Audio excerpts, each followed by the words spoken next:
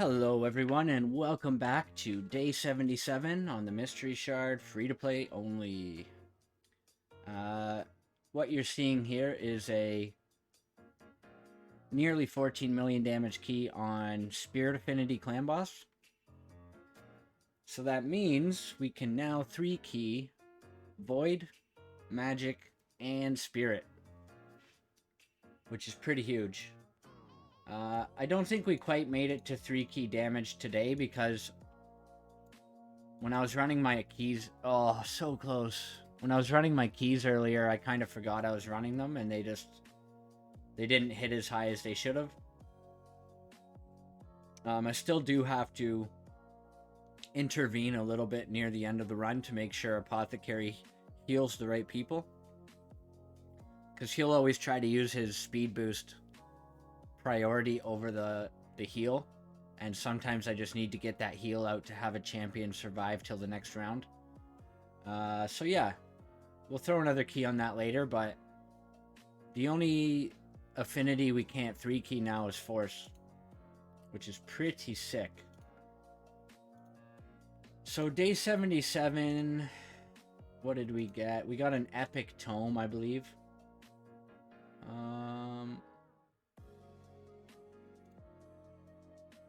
Am I blind? Oh, regular pack. Jesus. There's too many packs in there. I wish there was an option to spend $10 and just have all money packs disappear from the game. I would pay that. Okay, so we've got this Forge Pass started yesterday. I did get my 20 XP done yesterday. Today we'll do these daily challenges as well. 3 classic arena with a magic champion. Upgrade a Hellmut to level 8. Upgrade the levels of spirit champions in campaign 10. Okay, so that's easy. If you want to know what I think about the Forge Pass, value-wise, you're probably asking the wrong guy. I've never spent a dime in this game.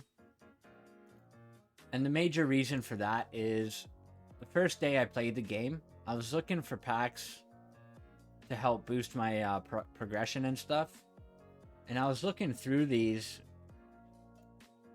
and seeing, like, daily gem pack is actually pretty good value if you're going to spend money. But I'm looking through some of these packs and I'm like, 50 bucks, like this one for 50 bucks. And then I started looking through these and I'm looking at the pricing and yeah, so like in my first couple of days I decided, fuck that, this company's greedy. I am not going to support them with any money, and I've been free to play ever since. So if you're going to spend in this game and you want to know what to spend your money on, what you should do is buy the daily gem pack and then nothing else, and wait for the warrior circle pack to come around. They have various different warrior circles packs. I don't think this chicken one is that good. You should probably wait for like the book one or the energy one. I think those are probably the best value. And then don't buy anything else after that until your next daily gem pack and warrior circle pack are up together. So just buy those 2 at the same time and then wait for the warrior circle pack to come back. The Forge Pass, I know it's nothing, basically nothing compared to the old Battle Pass, and a lot of people are disappointed about that. But for a very new account, this gear set actually is pretty good for like arena to put on your damage dealer. Free players are going to get this as well if you keep up with the daily quests to get the XP. As a spender, though, you'll get a ton more extra legendary materials. You get a bunch of silver, and I think something not a lot of people are mentioning is this XP and silver bonus. That's actually probably one of the biggest selling points for me if I were to be a spender in this game as an early game player. Everything else is whatever. For 20 bucks, it's it's good value compared to some of the other overpriced packs in the game. These Chaos Ores are very rare, and they're complete RNG, so they're not like, they're not really a guaranteed value. But if you consider you use them only on pieces from valuable sets that are either triple or quad rolled in a stat, and it gives you just a brand new chance to hit that triple or quad roll in a really useful stat on a useful set, or for like reaction accessories, which take a long time to get, the ones specific to the champion you need them on. Like if you've got a Yumiko, for instance, and you manage to luck out and get a Shadowkin 6-star legendary reaction piece, but it's a really trash stat. Like hell, man, you might make it into something usable and useful. So, yeah, if you're a spender and you have the money to spare, it's not a bad value at all. But personally, I don't spend in this game because I don't like to reward Plarium's greed. So they're just I think they way overpriced their resources in this game. So what did we do yesterday? We did the Arcane stage 14 or higher 10 times on auto in the Arcane Keep. And then we mixed 10 superior Arcane potions. Today we have the Spirit Keep open. Oh, I'll show you Arcane. So just for fun, we went down and cleared out all the way to the end. I was running with my main dungeon team, these guys here. So we'll try to do the same with Spirit, just for fun. I think my ideal farming stage for my account is either 15 or 19. So because I need a bunch of greater potions to mix into superior potions, I'll probably farm 19. We bring Life Taker in for the heal reduction. Kale and War Maiden for damage. Shield Guard for damage. And Apothecary for speed boosts and heals.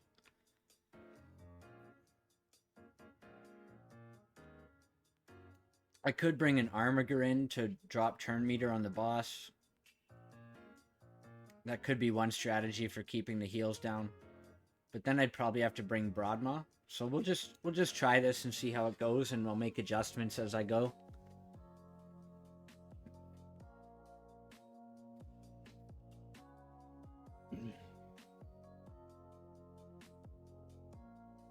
I should probably set up a preset team so that Life Taker doesn't use her Veil buff on herself, because it's probably not necessary.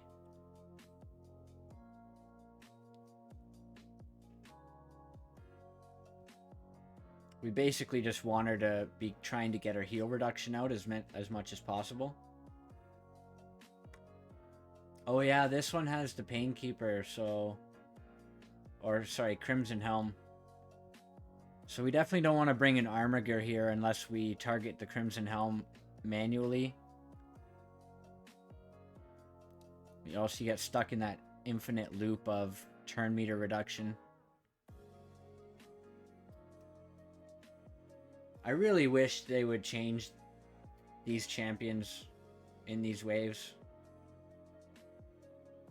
It's especially annoying in one of the Scarab.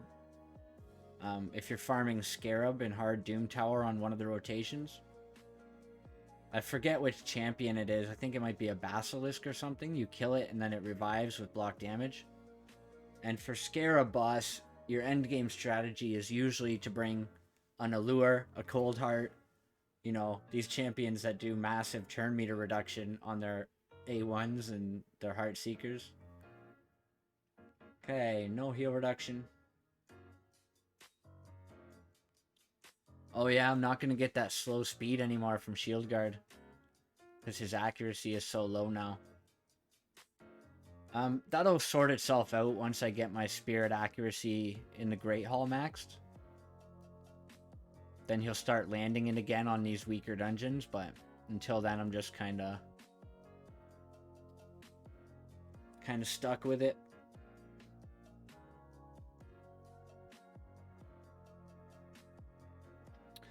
Having a buff strip here would be kind of useful as well. Or a block buffs.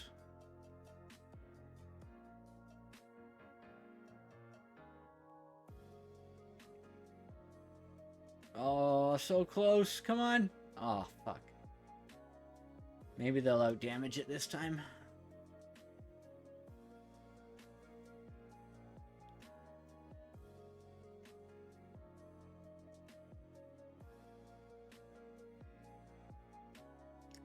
I love seeing posts for this battle on Reddit. There's at least one a week where somebody posts infinite loop battle, like blah blah blah. It's so funny. New players posting their experience with Spirit Keep because they can't out damage it. Okay, so we got the heal reduction finally.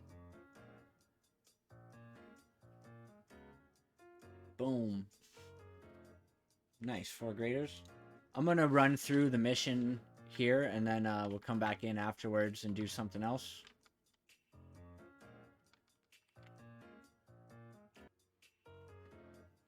So we're on Spirit Keep, level 20.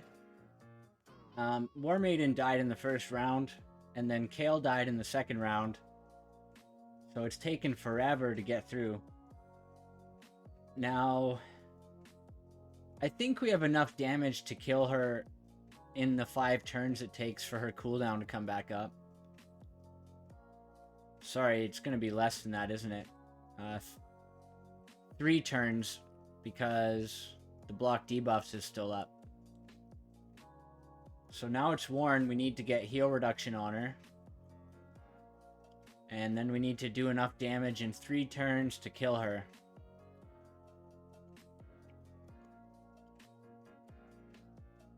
So let's see if it works. I don't really care if I can't pass this. I just thought it'd be fun to try. Because I'm going to be farming 19 anyway. Kind of sucks that we wasted 16 energy though. Why isn't my life taker using her decreased speed move?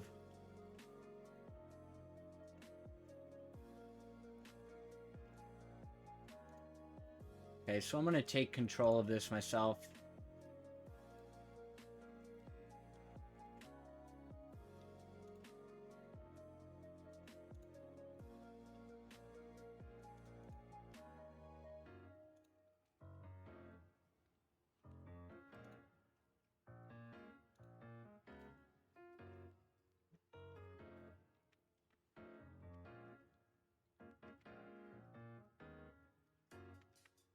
I'm just going to wait for 2 more turns and try that again, but this time with the decreased speed applied from Life Taker.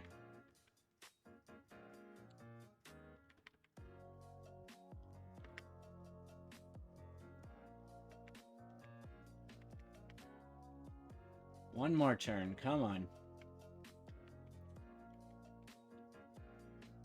Okay. So fresh start. Let's get the decreased speed up first thing. Get a heal on Life Taker.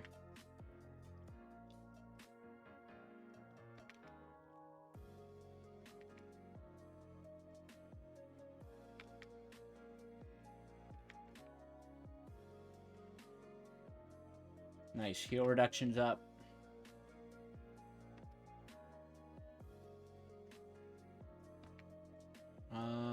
She has no turn meter to steal, so I'm going to wait for the second turn.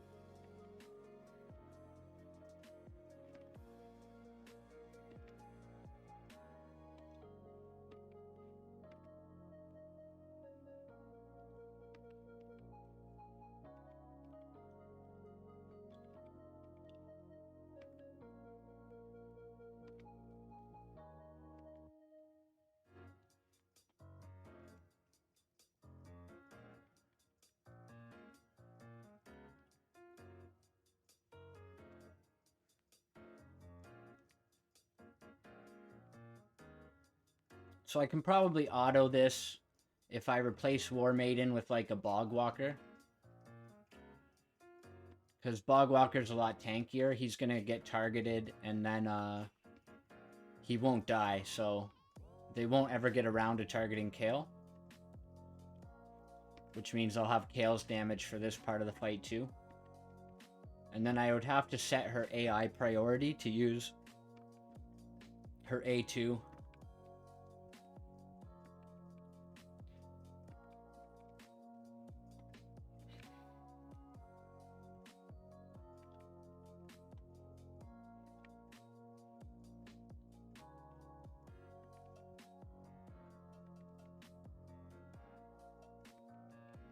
Well, decreased speed did not land. Come on. Come on. Oh god, come on. Thank god. That decreased speed not landing could have screwed me in that last turn. So yeah, if I replace War Maiden with Bog Walker, it's probably an easy auto. But I am just going to do 14 for the rest of the missions. So how many left do we have? 6 more. So I'll do that afterwards.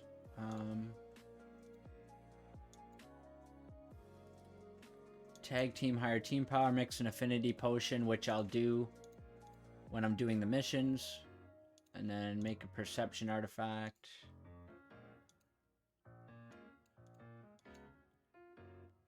I'll do that one after I finish Faction Wars for the day.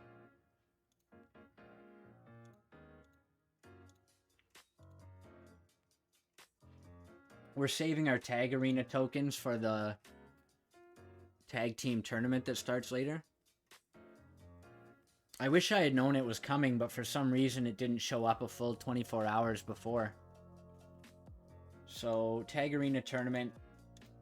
Right before the reset, I bought these tag tokens for 15 gems. So I like to do that, the reset before the tournament starts. And then if you come back in here, I can buy another one today for 15 gems. So the last thing we're going to do today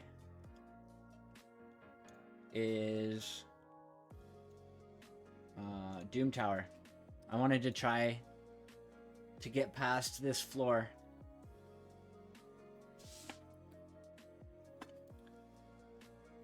And I'm kind of unsure how to do it. I think we remove this guy and we put in Acolyte, because we need to cleanse those bombs. I just don't know if he'll be able to survive. Okay, we need to get decreased defense up on everybody for sure. At least the 2 Galkuts.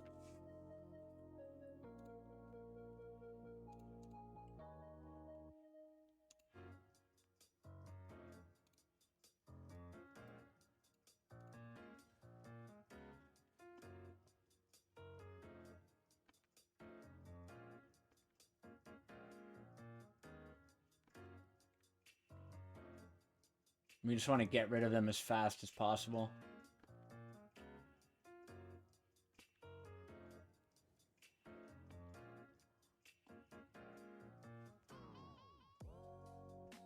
Oh, come on.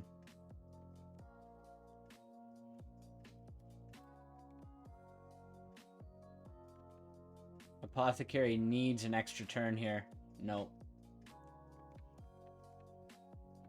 Once broadmaw goes down, the run is basically over.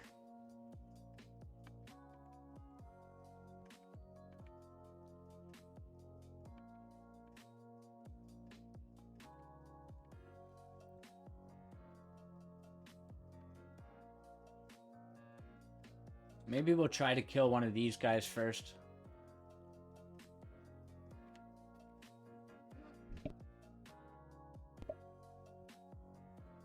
Okay, so I'll put the heal on Acolyte this time and see if he can survive.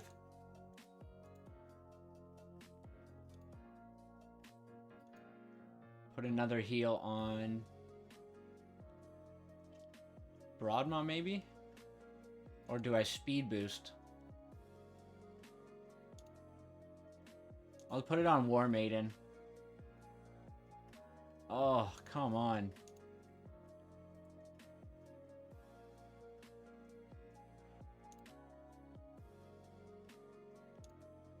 Okay, we need to make it around to Acolyte's turn.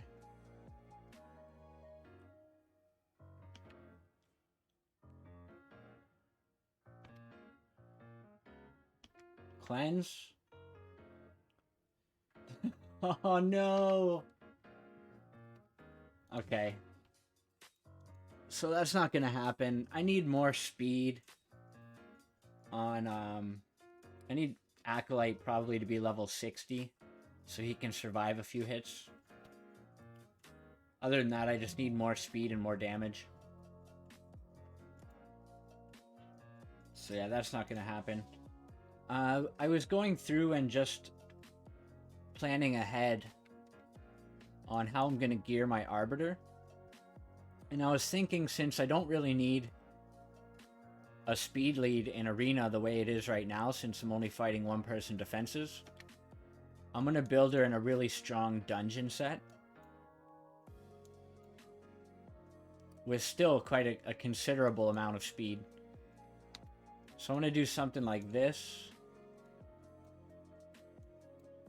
And then I was thinking Relentless.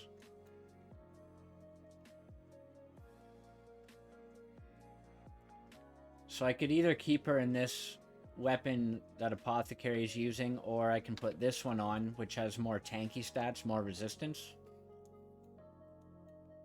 And then I would give her this with a decent speed roll and some defense and some hit points. And then I have these two flat stat pieces, or this flat stat glove with the double speed, hit point percent, and resistance. So she'd be, well, she has higher base hit points than Apothecary, and she also has higher base speed. So this is without any speed on the banner too. But I could potentially get her to over 300 resistance if I get a resist banner on her. Over 250 speed, decent defense, decent hit points in a Relentless set. And then she would basically carry all my dungeons in place of broadmaw. And just be, at 250, she'd be what, like almost 260 speed. Which means she'd be faster than all the Doom Tower hard waves. Which means she gets the first move. She can boost turn meters. If she gets a Relentless proc, she can then boost turn meters again. And just generally be insane on my dungeon teams. Yeah, fills turn meters by 30% and then fill turn meters by 20%. So all my other champions can be pretty slow and they'll still get to go before the hard Doom Tower waves. So it'll be like Arbiter, Drexthar for damage, Sill of the Drakes for crowd control and an extra revive. And then I've got 3 spots which I can fill in on, well, more crowd control basically. I still don't know how I deal with the Rotos Siphi waves. I'd need some kind of block revive. But I won't have to deal with those for a long time anyway. But yeah, I was just looking at the gear and seeing what I could build her out in, and I think that Relentless set would be really good.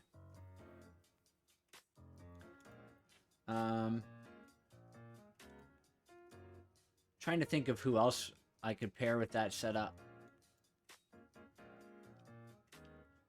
Apothecary's not a bad option, although single target heals don't really cut it once you get that high. So I'd probably just go with somebody with an AoE A1 and a stun set.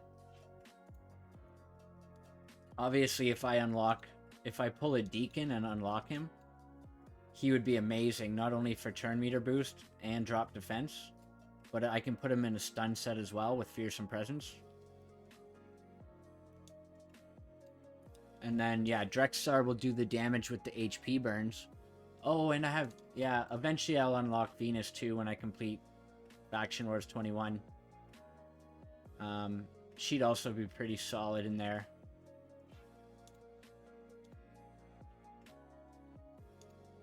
So next mission we have is Magic Keep. I really hate how they structured these missions.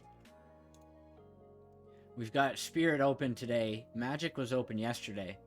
And they do it that way because they want people to spend 200 gems to open the keep. Especially people that are very close to getting Arbiter done. I actually spent gems to open keeps on my free-to-play because I was so close to finishing it. And at the time, I was on track to beat the world record for the Arbiter run. Free-to-play Arbiter. And then just like a few days before I got her, somebody else completely smoked the record and got like 61 or 62 days or something. But I still have the Lydia free-to-play record. And that was 208 days. 207 or 208 days it took me to get my free-to-play Lydia. I'm gonna post, actually, I'll start posting the link in the description. BGE did an account showcase on that account, so just for anyone who's interested and wants to check it out, I'll post a link below. But that's the update for today. We're just going on with our champ training. We've got a Dungeon Divers open as well, which has a 5-star chicken as the top reward. We're definitely going to max out champ training because we need to get a Force and a Magic champion to 6-star for the missions. And then Dungeon Divers, we're just going to get what we can.